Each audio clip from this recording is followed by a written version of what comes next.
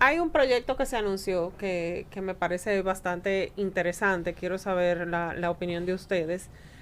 Porque las grandes, digamos, obras siempre empiezan por la capital a nivel de lo que es la infraestructura física de las avenidas, los elevados, lo que es el metro, el teleférico, y recientemente se anunció que en la provincia de Santiago se va a construir y a poner en servicio lo que es el teleférico de Santiago. Se instruyó a los organismos correspondientes mediante el decreto 611-21 a proveerse de lo que son los instrumentos legales para cumplir con esa ordenanza. La construcción del teleférico beneficiaría principalmente, se calcula a unos 123,000 habitantes. Y la creación de empleos en la construcción. Sectores y barrios conocidos, dentro de los que se destacan Bellavista, la otra banda, Peralta, La Herradura. ¿Qué le parece a ustedes la llegada de un teleférico para la provincia de Santiago? Todo lo que tenga que ver con transporte, que sea beneficioso para el usuario, yo lo apoyo y lo aplaudo. Y de hecho que sea en contra de los transportistas públicos. Sí. No sé si me dio a entender. Sí. Siempre y cuando sea a favor de los usuarios, en contra de ellos, está todo bien. Totalmente. Porque la mayor parte del caos de la calle lo tienen esa gente. Yo recuerdo en el 96, en el primer gobierno de Leonel, cuando se comenzó a hablar de los túneles en la 27 de febrero. Se acabaron los tapones, decían. No por eso. Yo no puedo imaginarme lo que sería esta ciudad sin los túneles que se hicieron en ese momento. Y los elevados. O sea, ahora mismo usted se puede imaginar lo que sería Santo Domingo sin el metro, sin el teleférico. O sea, son obras costosísimas. Son obras que, de hecho, son subsidiadas. Se subsidia, o sea, el pasaje debería ser prácticamente el doble de lo que se paga en el teleférico y en el metro. Sin embargo, los que no necesitamos el servicio de transporte público, porque tenemos la dicha, entre comillas, de tener un vehículo propio, vivimos quejándonos de los tapones. ¿Ustedes se imaginan si no hubieran esas estructuras ya creadas? Que se crearon en su momento cuando no podíamos, porque yo recuerdo, yo de hecho decía, pero es que eso es carísimo. ¿Cómo es posible que se va a gastar tanto dinero en un metro? Y ahora mismo yo digo, lo aplaudo. Ojalá pongan un metro hasta el baño de mi casa. De no haber hecho nada de eso, tuviéramos como lo asiático. No. Entonces, andando en bicicleta. esa infraestructura en Santiago, yo que he ido tanto a Santiago, que de hecho yo soy de la capital, pero debería ser de Santiago. Ajá, su corazoncito está en Santiago. Hay luchísimo. Tenemos que hablar de pelota. Tenemos que hablar de pelota. Que somos aguiluchos, Darío y yo. Ay. Y Rafi también. Seguro. Póngase claro. Yo que he ido a Santiago. Hay que equilibrarlo. Escogidista. Escogidista por aquí. Pero también. mis amigos del escogido, yo les tengo aprecio, así que tranquilo. Sí, pero el problema no es con ellos. El problema no es con ellos. Con los pitufos. Es con los pitufos, yo no tengo tema con los escogidistas. Pero mira, el tema de Santiago es que yo que con bastante frecuencia visito esa ciudad, yo que no soy regular, puedo notar cómo el tránsito de Santiago se ha comenzado a volver un caos. La evolución de los tapones, del desorden en Santiago es evidente. Entonces es que se comience a hacer esa infraestructura ahora es probablemente la mejor de las decisiones, sobre todo porque va a beneficiar a la gente que necesita ese servicio, no a los privados, no a los que tenemos vehículos privados, sino a gente que depende del transporte público, que es ineficiente aquí y también en Santiago. O sea que yo lo que espero que sea transparente todo lo que tiene que ver con la construcción de esa importante infraestructura, de ese importante modo de transporte. Es lo único, pero claro que es una medida que viene a aportar muchísimo. Y digo, hago la salvedad porque como vimos tantas cosas en el gobierno pasado, ¿verdad? Tantos presupuestos alterados, tantas cosas extrañas, me gustaría que el PRM se cuide mucho de eso, que este gobierno se cuide mucho de eso, porque es verdad, es con el dinero, con los dineros de nosotros. Aparte del impacto que ustedes plantean que tendrá, y claro que sí, a los usuarios de este medio de transporte, sobre todo que va en contra de esos monopolios que hay en los sindicatos, yo también veo un impacto en el tema del gasto corriente del gobierno. Definitivamente que una de las cosas que ha tenido el gobierno actual es que no ha hecho el gasto correspondiente a sus partidas presupuestarias. Ni siquiera ha llegado el 2% de realmente lo esperado. Y esto a nivel económico impacta grandemente al país. ¿Por qué? Sabemos muy bien que el gobierno es el principal contratador, el principal,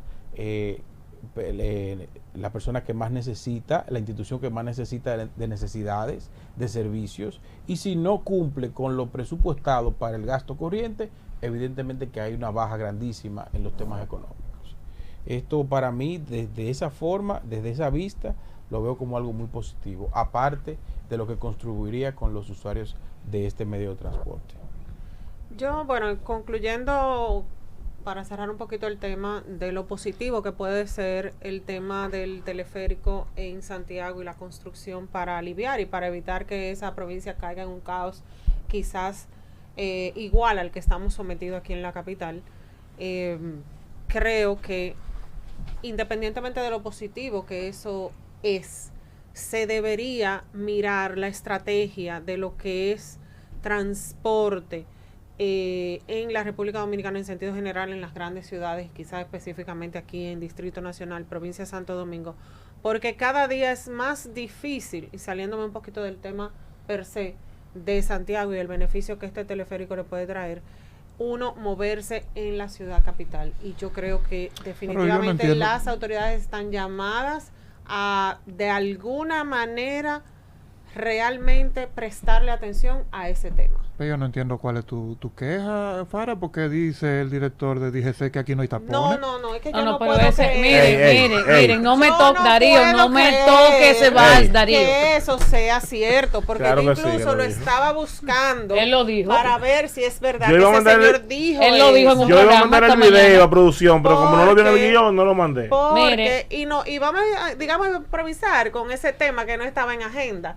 Pero ya que estamos hablando de soluciones como el teleférico, ¿cómo viene el director, con todo el respeto que me pueda merecer de la DGC, a decir que los tapones no existen, aquí han reducido? que han mermado, pero Fara. Que no existen Darío, tapones per se. Rafi, Ray, ustedes vieron Pero es que él sale con franqueadores. Pero exacto, no, obvio. no, porque será para él que no Que existen. él tiene un helicóptero. Pero ustedes vieron el video de una mujer Sí, histérica en las que praderas, lo cerquita de último mi que casa. hizo fue que sacó un cuchillo para darle a un vehículo que estaba en el lado. Y le dijo, chócame que mi papá te está esperando con una pistola ahí adelante. Exacto, o sea, Así una mujer que perdió totalmente el control de sus emociones debido a los constantes tapones. Entonces, yo creo que a veces, yo no sé si es que hay relacionistas públicos. yo como Miren, dijeron esto, como bueno, vamos a buscar. yo creo que es que o es que tienen enemigos trabajando a su lado. Sí, definitivamente. Porque en este momento donde se ha intensificado por el regreso a clase de los chicos, porque los la gente, trabajos presenciales. los trabajos presenciales que ya las instituciones públicas y demás ya han ido incorporando, no era el momento para que el director de la... Yo le hice un llamado ahorita y yo se lo vuelvo a hacer, que se quede calladito, No, que yo- no hable jamás, que no yo se de le verdad ocurra. pensé que era mentira. Que no, lo dijo. Mira, hace una semana nosotros hablábamos aquí, después de 2 comentarios de 2 ministros, no recuerdo quiénes eran, de que no obligado a decir algo, no obligado a opinar, o no obligado. O sea, si te dieron una respuesta, si te hicieron una pregunta, perdón, mejor hazte el loco. Y también nosotros, los ciudadanos, tenemos que sentarnos en un espejo así. Y saber que venimos de una pandemia, sabemos que venimos de una crisis que todavía sigue. Tenemos que trabajarnos nosotros mismos la salud mental y salir para la calle lleno de paciencia. Sí. Óyeme, hay gente que tú le pitas bocina en un tapón y se desmonta. Entonces, ¿qué fue?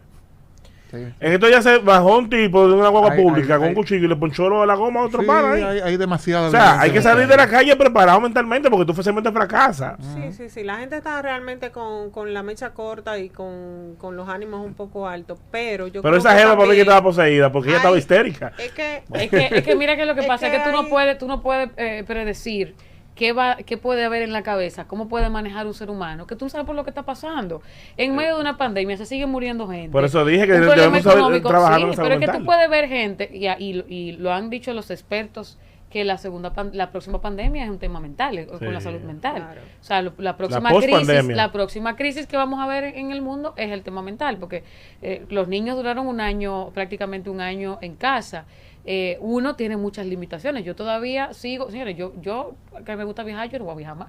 Pues yo tengo que estar haciéndome 10.000 pruebas a cada sitio que yo vaya, y eso es molestísimo por la nariz. Entonces, hay 10.000 cosas que a uno le afectan, pero lo que sí contribuiría a que no nos afecte tanto es que los directores, los ministros no estén hablando ese tipo de disparate, porque que eso duele. Miren, cuando yo vi eso, yo dije, pero cualquiera le da un batazo. Pero eso me dicen que es una estrategia de comunicación para sacar un tema de... Pero ¿de dónde es la estrategia de comunicación? ¿En qué país del mundo? Porque yo acabo de venir a una cumbre mundial de comunicación política y yo no vi eso en ninguno de los políticos. Aquí, no, eso no se ve aquí. Pues yo me voy ahí. Palma, yo me voy ahí otra vez. Mira, tú sabes que como dijo Fara ahorita, él anda con franqueadores. No, debe ser. Yo no eso o él no vive en este país. Exacto. Yo no lo ¿Tú sabes? sé. Eso me recuerda cuando Hipólito Mejía perdió las elecciones, que dejó de ser presidente, que en una entrevista un periodista le dijo: presidente, ¿cuándo usted asimiló que ya usted no era presidente, que usted no estaba en el poder? ¿Tú sabes cuál fue su respuesta? Cuando cogió el primer tapón. Claro. Bien dicho. Porque tú sabes que ellos andan no cogen tapones. Para mí que te paran anda con 15 franqueadores en motores que van adelante limpiando para que él llegue a su destino bien. Es un funcionario tan entregado a sus responsabilidades que él no sale. Que llega a la oficina a las 6 de la mañana y sale a las 8 de la noche. Ajá. Y él no tiene hijos, los hijos no van al colegio y la esposa no trabaja y él no tiene familia que le diga la verdad. No, pero espérate, entonces él tiene guardia, todo su círculo cercano familiar tiene guardia. Señora, miren, el pueblo dominicano está cansado, está harto de que se burlen de su inteligencia, además de que hay poca comida, además de que hay situaciones, de que está cara. Señores, la gente de que el calor es extremo y eso es un factor que nadie puede controlar, porque el calor tiene a la gente de mal humor. Yo fuera el director de la DGC y yo me guardo un año, porque con el calor que está haciendo y los tapones y la gente mal durmiendo por el calor, tú no puedes dejar las ventanillas de tu vehículo abajo porque te roban la cosa. Sí. Entonces, como un ser humano que gasta la mitad de su combustible en tapones, yo fuera estos directores, ministros y demás, y cuiden lo que ustedes van a decir. Pero y cuiden lo que van a tuitear también. ¿Pero en qué era que estaba pensando ese pana? No, yo no sé. Oye, sus palabras textuales. La gente no debe preocuparse porque ya no existen tapones per se. En la hora pico es posible fue más que grave de lo que... Oye, él dijo, en la hora pico es posible que se congestione un poco el tránsito. Y yo salí de mi casa y yo hora y media en la Kennedy. Mira, yo creo que hay una serie de funciones y quizás nosotros como programa pudiéramos empezar a hacer una lista para dársela a la DGC y de esa forma aportar positivamente, como siempre hemos dicho, al tema en cuestión.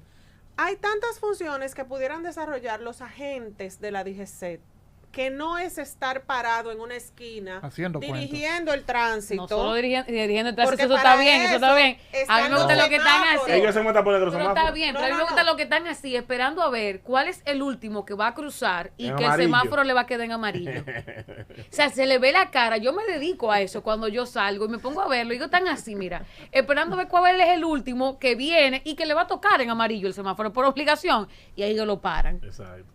A un infeliz que seguro viene de trabajar cansado, a una mujer que seguro tiene el día, llevó a los niños al colegio, cocinó en su casa, trabajó, o sea, porque eso es lo que a mí me molesta. Claro. Están esperando, deseosos. Una pregunta, ¿ustedes saben el Twitter de él? ¿De quién? Del director de DGC.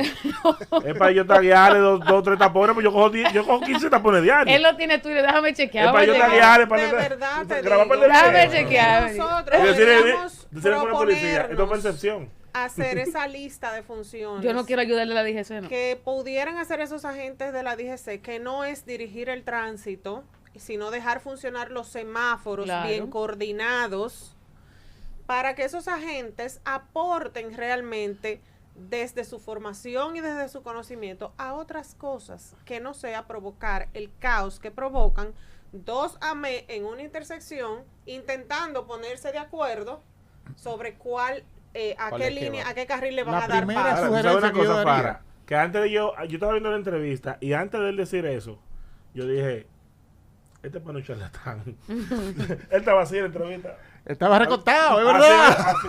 Es verdad. Dígame. Y todo el mundo así, hablando con él, y era así, ven el mueble. Sí. Y yo dije, no, pero esto para tiene Es verdad, esa era la posición de él. Es verdad. Para tú tienes que ver la Ay, entrevista. Él total. estaba ¿Qué muy te estoy diciendo? cómodo.